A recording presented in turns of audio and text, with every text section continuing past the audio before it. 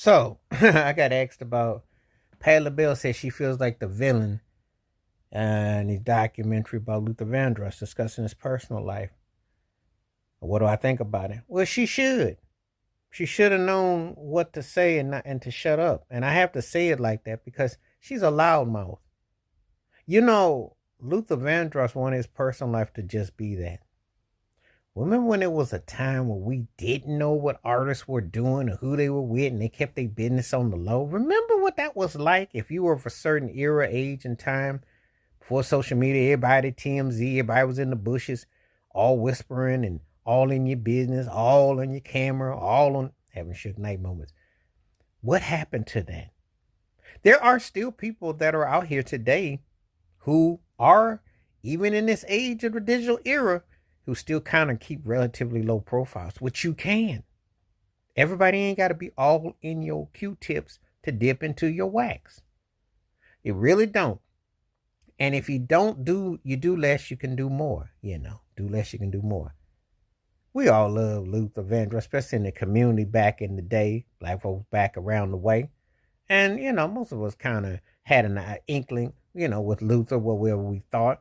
But we didn't care because it could be fat Luther, skinny Luther. The curl came out right. The curl didn't come out right. The box was in. The box wasn't.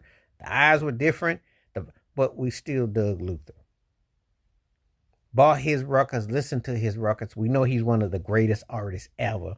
One of the greatest vocalists ever.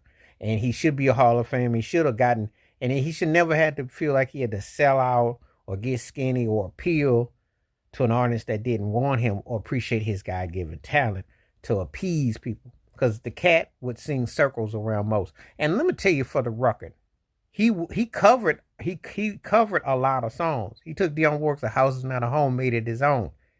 A lot of these acts today cover, sample, loop, and he had more talent in his left pinky than they got in their whole being. So yeah, I'm talking to you rappers that sample and loop and all that, and you can't make the kind of hits that man did. You might stream and you might have some of these people fooled, but you ain't have his skills. And as far as his personal life go, that's supposed to be it. Patti Labelle ain't got no business talking. And you know good and well that these documentaries usually turn off janky because what ends up happening, they take salacious parts and they manipulate them. That's what they do. You never get the uncut, the totality. And if you don't say something that's sensationalized, your stuff goes to the cutting room floor. That's how it works. She old enough to know better. She's supposed to have been a good friend of his. She's supposed to have been down with him. Why can't she have not know how to play the game? When you do Q&A,